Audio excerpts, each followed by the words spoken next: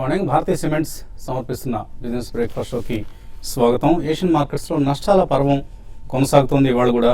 So వరుసగా 4వ session 5వ సెషను మార్కెట్స్లో నష్టాలు కొనసాగుతున్నాయి. అండ్ గ్లోబల్ క్యూస్ మనకు స్పష్టంగా చెప్తున్నాయి ఒక రిస్క్ ఆఫ్ సెంటిమెంట్ మార్కెట్స్లో నెలకొంది అని. సో గ్లోబల్ గ్రోత్ కన్సర్న్స్ ప్రస్తుతం మార్కెట్స్ను ప్రభావితం చేస్తున్న అంశాలు, ప్రత్యేకించి చైనా అండ్ యూకే నుంచి వచ్చిన డేటా. చైనా మ్యానుఫ్యాక్చరింగ్ డేటా 14 నెలల కనిష్టానికి పడిపోయింది. అలాగే యూకేలో గ్రోత్ 3 సంవత్సరాల లోన్ టచ్ చేసింది. యూకేలో కూడా మ్యానుఫ్యాక్చరింగ్ గ్రోత్ ఇది. సో 3 సంవత్సరాల కనిష్టాన్ని సూచిస్తుంది. సో ఈ రెండు అంశాలు కూడా గ్లోబల్గా గ్రోత్ కన్సర్న్స్ బాగా పాతుకుపోవడానికి కారణం అవుతున్నాయి.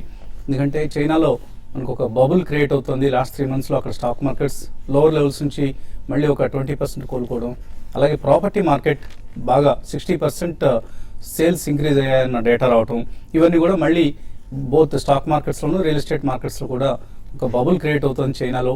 సో చైనీస్ ఎకానమీ ఏం కానున్నది అనే కన్సర్న్స్. అండ్ ఓవైపు ఏమో గ్రోత్ తగ్గుతోంది. మ్యానుఫ్యాక్చరింగ్ గ్రోత్ 14 నెలల కనిష్టానికి పడిపోయింది. సో ఈ నేపథ్యంలో చైనీస్ గవర్నమెంట్ అసలు ఏం చేస్తుందో ఏం అర్థం కాని పరిస్థితి. ఇవన్నీ కూడా గ్లోబల్గా మనకు రిస్కీ అసెట్స్లో ఒక అమ్మకాల ఒత్తిడికి కారణంగా కనిపిస్తున్నాయి. ఈవెన్ గోల్డ్ రిస్క్ ఆఫ్ కమాడిటీగా మనం భావిస్తుంటాం, సేఫ్ హ్యావెన్గా. గోల్డ్ కూడా $1280 దగ్గర నష్టాలతోనే ట్రేడ్ అవుతోంది.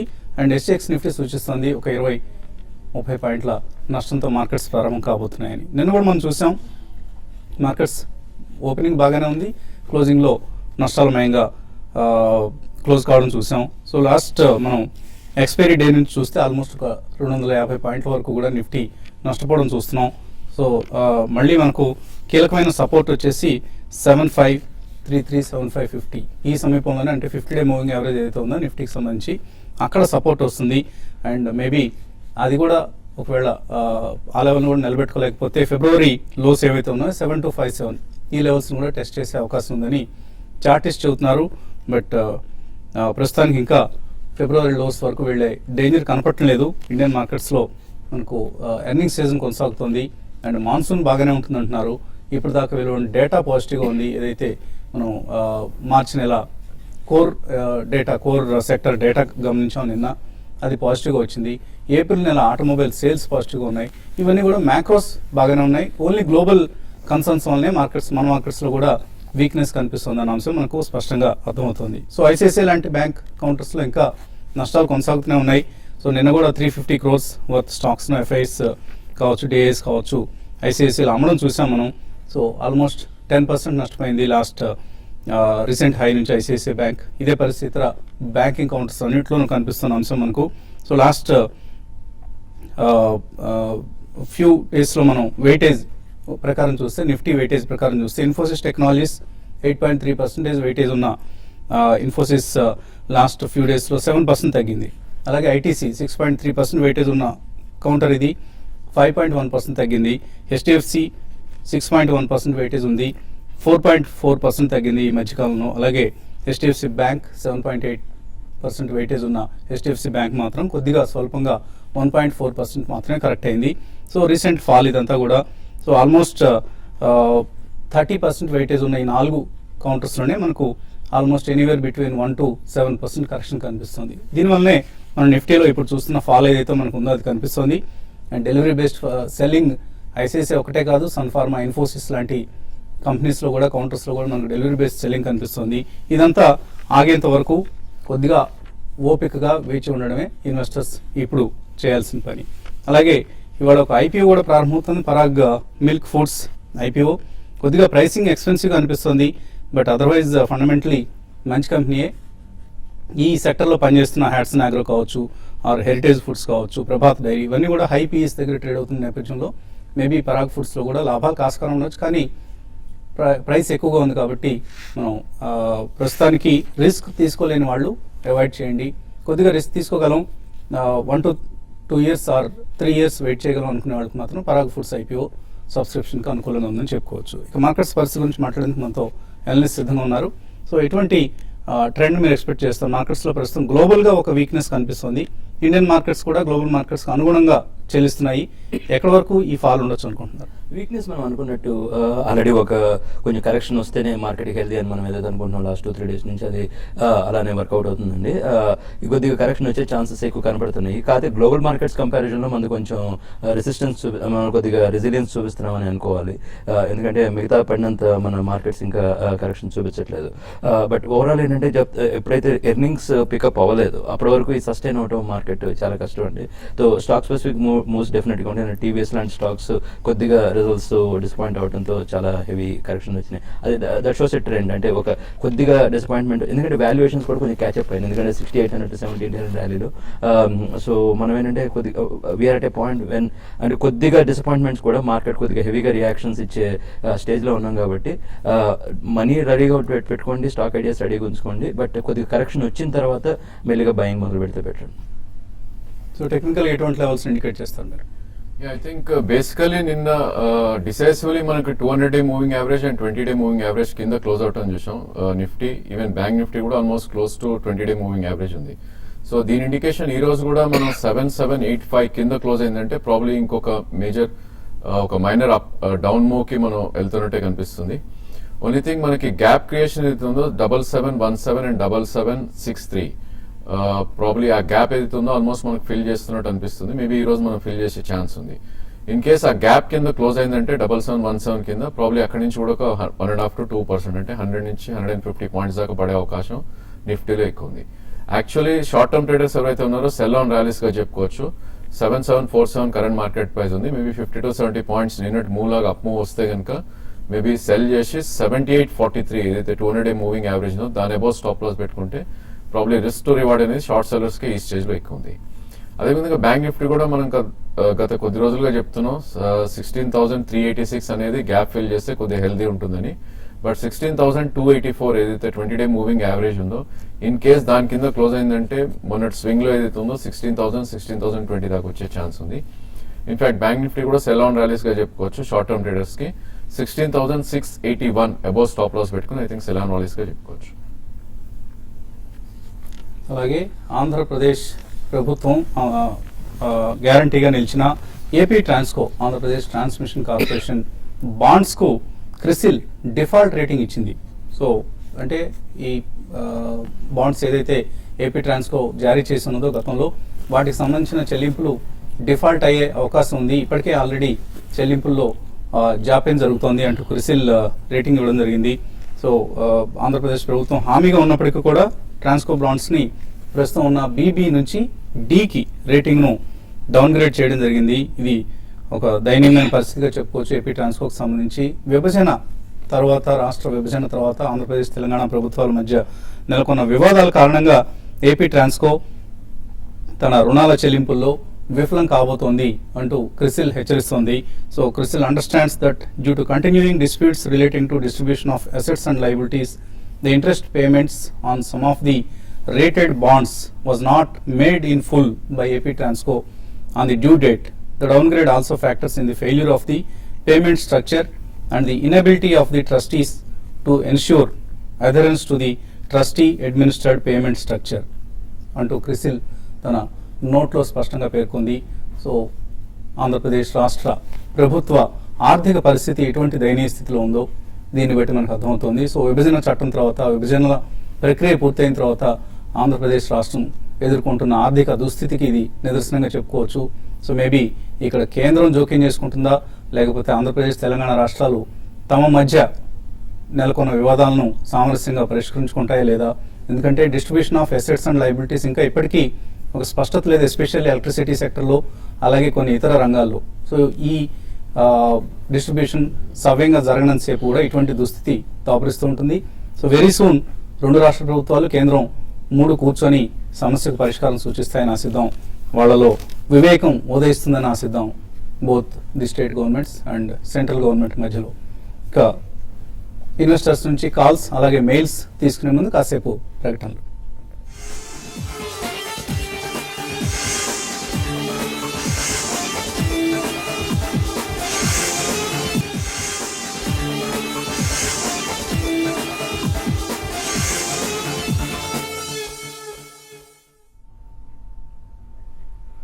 భారతీయ సిమెంట్ సమర్పిస్తున్న బిజినెస్ బ్రేక్ఫాస్ట్ షోకి తిరిగి స్వాగతం. ఆంధ్రప్రదేశ్ ట్రాన్స్కో, ఆంధ్రప్రదేశ్ ట్రాన్స్మిషన్ కార్పొరేషన్ ఇప్పటికే తీసుకున్న బ్యాంక్ రుణాలు కావచ్చు, అలాగే జారీ చేసిన బాండ్స్ కావచ్చు, వీటికి సంబంధించిన పేమెంట్స్ను కంపెనీ ఏపీ ట్రాన్స్కో సంస్థ జాప్యం చేస్తుందని, అలాగే చెల్లింపుల్లో డిఫాల్ట్ అయ్యే అవకాశం కూడా ఉంది అంటూ క్రిసిల్ రేటింగ్ ఏజెన్సీ క్రిసిల్ బాండ్స్కి సంబంధించిన రేటింగ్ను ప్రస్తుతం ఉన్న BB నుంచి D అంటే డిఫాల్ట్కు డౌన్గ్రేడ్ చేసింది. సో ఇది ఒక చెప్పుకోదగ్గ పరిణామం. సో ఆంధ్రప్రదేశ్ ప్రభుత్వం హామీగా నిలిచినప్పటికీ కూడా ఏపీ ట్రాన్స్కోకి ఇటువంటి దుస్థితి దాపరించింది. సో ఆంధ్ర బాండ్లకు డిఫాల్ట్ రేటింగ్, ఇది ప్రస్తుతం ఆంధ్రప్రదేశ్ రాష్ట్రం ఎదుర్కొంటున్న ఆర్థిక పరమైన దయనీయ దుస్థితి. సో ఈ దుస్థితికి కారణం ఎవరు? ఇవన్నీ అంశాలు విశ్లేషించుకొని వీటికి పరిష్కార మార్గాలు వెతకాల్సిన బాధ్యత రాష్ట్ర ప్రభుత్వాల మధ్య, అలాగే కేంద్ర ప్రభుత్వం మీద కూడా ఉంది. అటువంటి చర్యలు త్వరలో ఉంటాయని మనం రెండు రాష్ట్రాల ప్రజలను కూడా ఆశిద్దాం. అండ్ అలాగే ఇప్పుడే రాజేంద్ర గారు బ్రేక్ టైంలో డిస్కస్ చేస్తున్నారు, కొంతమంది మార్కెట్స్లో రకరకాల స్పెక్యులేటివ్ షేర్లను, జంక్ షేర్స్ను, 7 రూపాయలు 8 రూపాయలు ఉన్న స్టాక్స్ను రికమెండ్ చేస్తున్నారు. 5 రెట్లు అవుతుంది, 6 రెట్లు అవుతుంది అంటూ కొంతమంది ప్రముఖ విశ్లేషకులే దీన్ని మార్కెటింగ్ చేస్తున్న పరిస్థితిని ఆయన వివరిస్తున్నారు. చాలా జాగ్రత్తగా ఉండాలి. స్టాక్ మార్కెట్స్లో రూమర్స్ నమ్మొద్దండి. ఓన్లీ ఫండమెంటల్ స్ట్రాంగ్గా ఉన్న కంపెనీస్నే కొనుగోలు చేసి మీ కష్టార్జితాన్ని కాపాడుకుంటూ ఉండండి. ఇది అందరికీ కూడా అభ్యర్థన. TV5 తరఫున కాలర్స్ లైన్ ఉన్నారు. చెన్నై నుంచి మనోహర్. హలో. నమస్తే సార్. నమస్తే అండి, అడగండి. సార్ GNFT తీయమన్నారు, నేను 112.50 తీసాను సార్. 50 షేర్లు కొన్నారా? అవును సార్. అది ఎట్లా హోల్డ్ చేయమంటారా ఎట్లా? కొద్దిగా ఫెర్టిలైజర్స్ సెక్టర్ బాగా గ్రోత్ చూపిస్తుంది లాస్ట్ 3 monthsగా అన్న డేటా వచ్చింది. అలాగే రాబోయే మాన్సూన్ బాగుంటుందన్న ఉద్దేశంతో ఐ థింక్ మన కార్యక్రమంలో JNFCని రికమెండ్ చేసినట్లు ఉన్నారు. ఎలా ఉంది టెక్నికల్గా? టెక్నికల్లీ కొద్దిగా అవుట్ పర్ఫార్మ్ చేస్తున్న టైం అండి ఇది. లాస్ట్ 3-4 daysగా చూస్తే కూడా ఆల్మోస్ట్ ఇది 114-116 దాకా పెరగటం చూసాం. బట్ ఇన్ కేస్ ఇది ఇన్వెస్ట్మెంట్ పొజిషన్ అయితే ప్రాబ్లీ మీరు 1 year 1.5 year ఉంటే మీరు హోల్డ్ చేయొచ్చు. లేదు అంటే కనుక 180 నుంచి 142 మధ్యలో ఒక రెసిస్టెన్స్ జోన్గా మనం పరిగణిస్తాం. మేబీ 120 నుంచి 140 దగ్గర మీరు ప్రాఫిట్స్ బుక్ చేసుకోవచ్చు. అదేవిధంగా 20-day మూవింగ్ యావరేజ్ అవుతుందో 91 రూపీస్, దాని కింద క్లోజింగ్ బేసిస్లో మీరు స్టాప్ లాస్ పెట్టుకోవాలి. తర్వాత కాలర్ హైదరాబాద్ నుంచి Ravi. Hello. Good morning sir. Morning అండి, అడగండి. యాక్చువల్లీ మార్కెట్ ఫాలింగ్ మోడ్ లో ఉంది కదండి, కరెక్షన్ మోడ్ లో ట్రావెల్ చేస్తున్నట్టు కనిపిస్తుంది. సో నేను ఒక 6 to 7 lakhs ఇన్వెస్ట్ చేద్దాం అనుకుంటున్నానండి. అంటే especially IT, pharma and real sector లో కొంచెం నాకు బెస్ట్ స్టాక్స్ సజెస్ట్ చేస్తారండి. IT, ఫార్మా అండ్ రియల్ ఎస్టేటా? Pharma, realty and IT sector అండి. ఓకే, మూడిట్లో బెస్ట్ స్టాక్స్. మూడిట్లో స్టాక్స్ ఐటీ స్టాక్స్ వచ్చినప్పటికీ మిడ్ క్యాప్స్ కొంచెం చెప్తాను. SQS ఇండియా BFSA అని ఒక కంపెనీ ఉంది. BFSA సెగ్మెంట్ లో మంచి strong banking and financial services segment లో ఈసారి రిజల్ట్స్ కూడా ఎక్స్ట్రాడనరీ రిజల్ట్స్ ఇచ్చారు. ఆల్మోస్ట్ 50-60% ప్రాఫిట్ గ్రోత్ చూపించారు. తర్వాత అలానే ఎక్సెలియా కాలే అని ఇంకో కంపెనీ ఉంది, అదేంటి ఏవియేషన్ సెక్టర్ లో కన్సల్టెన్సీ ప్రాజెక్ట్స్ చాలా ఉంటాయి వాళ్ళ దగ్గర. ఎక్సెలియా కాలే, ఈ రెండు మంచి కంపెనీస్ అనుకోవచ్చు. ఎక్సెలియా కాలే. ఇది ఫార్మాకి వచ్చేటప్పుడు కొద్దిగా మనం ఆల్మోస్ట్ 2-3 ప్రోగ్రామ్స్ మనం డిస్కస్ చేస్తున్నాం. FDI ఇష్యూ కొంచెం ఉన్నాయండి. కంపెనీస్ మంచి కంపెనీస్, దాని గురించి పెద్ద సమస్య కాదు, కానీ కొంచెం కరెక్షన్స్ వచ్చినప్పుడు కొనుక్కోవాలి. నాట్కో ఫార్మా అయినా, సువేన్ లైఫ్ సైన్సెస్ అయినా కంపెనీస్ మంచిగా, కానీ హెస్టర్ బయోసైన్సెస్ ఇంకోటి మనకు అదేంటే కొద్దిగా యానిమల్ హెల్త్ కేర్లో ఉంటుంది అనమాట. కంపెనీస్ మంచిగా, కానీ దానికి లో లెవెల్స్ కొనుక్కోవాలి. హెస్టర్ బయోసైన్సెస్కి FDI ప్రాబ్లం లేదు, ఎందుకంటే యానిమల్ హెల్త్ కేర్లో డొమెస్టిక్. ప్లస్ ఇంకోటి ఆఫ్రికాలో కూడా అక్కడ యునైటెడ్ నేషన్స్ ఆఫ్రికాలో ప్రాజెక్ట్స్ బాగా పుష్ చేస్తున్నారండి. యునైటెడ్ నేషన్స్ సపోర్ట్ వచ్చినప్పుడు అంటే వీళ్ళకి పెద్ద ఆర్డర్స్ వస్తాయి అనమాట. ఎందుకంటే వాళ్ళకి అందరూ గ్లోబల్లీ ఎక్స్క్లూజివ్లీ యానిమల్ హెల్త్ మీద ఫోకస్ చేస్తున్న కంపెనీ చాలా తక్కువ ఉన్నాయి. అటువంటిప్పుడు అంటే UN కూడా ప్రాజెక్ట్స్ ఇవ్వడానికి ఇటువంటి కంపెనీస్కి ఇచ్చే అవకాశం ఎక్కువ ఉంటుంది. అయితే అగైన్ మళ్ళీ చెప్పానంటే కరెక్షన్లో కొనుక్కోవాల్సిన సెగ్మెంట్ ఫార్మ్. రియల్ ఎస్టేట్ వచ్చేటప్పటికి డెట్ ఎక్కువ ఉంటుందండి చాలా వాటిలో. ఇప్పటికీ మేము అంత అగ్రెసివ్గా ఏమి సజెస్ట్ చేయట్లేదు రియల్ ఎస్టేట్, ఎందుకంటే ఆల్రెడీ మిగతా అన్ని సెక్టర్స్ ఉన్నాయి కదా. అంటే సెక్టర్స్ లేకపోతే గొడవ, కానీ సెక్టర్స్ ఉన్నప్పుడు గొడవ లేదు కదా. అయితే మీరు లేదు రియల్ ఎస్టేటే కొనాలి అనుకుంటే ప్రెస్టేజ్ ఎస్టేట్, సోబా డెవలపర్స్, ఈ రెండు రిలేటివ్లీ బెటర్ బ్యాలెన్స్ షీట్స్, ఎందుకంటే డెట్ తక్కువ ఉంది కాబట్టి. అయితే రియల్ ఎస్టేట్ కొనాలా వద్దనేది మీ వివేకం. కొనాలనుకుంటే మాత్రం ఈ రెండిట్లో చూస్ చేసుకోవచ్చు. అలాగే Bombay based real estate companies like Godrej properties, Oberoi realty, ఈ రెండు కూడా చాలా చక్కగా పెర్ఫామ్ చేస్తున్నాయి, లో డెట్తో ఆపరేట్ చేస్తున్న కంపెనీస్. అండ్ మీరు సెలెక్ట్ చేస్తున్న sector it's a dark horse. Maybe next 3 to 5 years కనుక మీరు హోల్డ్ చేసే ఉద్దేశం ఉంటే రియల్ ఎస్టేట్ సెక్టర్లో ఇన్వెస్ట్ చేయొచ్చు. అదర్వైజ్ ఇప్పుడు జగన్నాథ్ గారు చెప్పినట్లుగా గ్రోత్ సెక్టర్స్నే సెలెక్ట్ చేసుకోవచ్చు. అలాగే ఈమెయిల్ సందేహాలు కూడా వచ్చాయి మనకు. రమేష్ కుమార్ హైదరాబాద్ నుంచి అడుగుతున్నారు, రాడికో ఖైతాన్ 92 రూపాయల్లో ఉన్నాయి, కంపెనీ పెర్ఫార్మెన్స్ ఎలా ఉంది, ఇంకా కొనుక్కోవచ్చా? సో లిక్కర్ సెక్టర్ ఓవరాల్ గా ఓకేనండి. అయితే ఏంటంటే ఎలా ఉంటుందంటే కొన్ని క్వార్టర్స్ చాలా బాగుంటాయి వీటికి, అంటే ఫెస్టివ్ సీజన్ లో లేదంటే డిసెంబర్ కైండ్ ఆఫ్ సీజన్ లో. అయితే ఒక క్వార్టర్ అని కొద్దిగా డల్ అనిపిస్తూ ఉంటుంది. సో ఇప్పుడు ఎలక్షన్ సీజన్ సందర్భంగా అన్ని రాష్ట్రాల పొలిటికల్ పార్టీస్ కూడా బ్యాన్ చేస్తాం. 5 స్టేట్స్ ఆల్రెడీ బ్యాన్ చేసినాయి, మిగిలిన ఇప్పుడు ప్రామిస్ కూడా చేసే స్టేట్స్ చాలా ఉన్నాయి. ఆ రకంగా చూస్తే కొద్దిగా ఇనిషియల్ గా ఏంటంటే అనౌన్స్ చేసినప్పుడు ప్రెషర్ ఉంటుందండి. అగైన్ మనం అనుకున్నట్టు మిగిలిన సెక్టర్స్ ఉన్నాయి కాబట్టి ఇప్పుడే కొద్దిగా ఆ పొలిటికల్ డెవలప్మెంట్స్ అబ్జర్వ్ చేసిన తర్వాత మనం ఫ్రెష్ కాల్ తీసుకుంటే పెట్టండి. ఓకే అండి. అలాగే రవి కిషోర్ అడుగుతున్నారు, టీవీఎస్ మోటార్స్ 325లో కొన్నారు, ఆల్రెడీ హోల్డ్ చేస్తున్నారు, ఇంకా అక్యుములేట్ చేసుకోవచ్చా? టెక్నికలీ ఎలా ఉంది? ఐ థింక్ నేను ఒక షార్ట్ డౌన్వర్డ్ మూవ్ చూసామండి. ప్రాబ్లీ స్టాక్ చూస్తే కనుక ఆల్మోస్ట్ 340 నుంచి నిన్న ఏదైతే క్లోజింగ్ ఉందో 287 దాకా క్లోజ్ అవుట్ అని చూసాం. సో దీన్ని 200 మూవింగ్ యావరేజ్ అని 272 దగ్గర ఉంది. సో ఇన్ కేస్ మీరు 6 months to 1 year వ్యూ ఉంటే మేబీ 272 నుంచి 256 ఏదైతే ప్రీవియస్ స్వింగ్ లో ఉందో అక్కడ అక్యుములేట్ చేసుకోమని చెప్తాను. అండ్ పుల్ బ్యాక్ వచ్చిందంటే ప్రాబ్లీ 330, 340 దాకా in the next 6 months to 1 year వచ్చే అవకాశం ఉంది. రిజల్ట్ బ్యాడ్ గా వచ్చింది, డిసప్పాయింట్ చేసింది కాబట్టి టీవీఎస్ మోటార్స్ లో మనం కరెక్షన్ చూసాం. మేబీ ఈ క్వార్టర్ మళ్ళీ బెటర్ గానే ఉండే అవకాశం ఉంది, లాంగ్ టర్మ్ వ్యూ తీసుకోవచ్చు. లక్ష్మీవిలాస్ బ్యాంక్ 81లో కొన్నారు సుధాకర్ రావు, 4 సంవత్సరాలు అనుకుంటాను.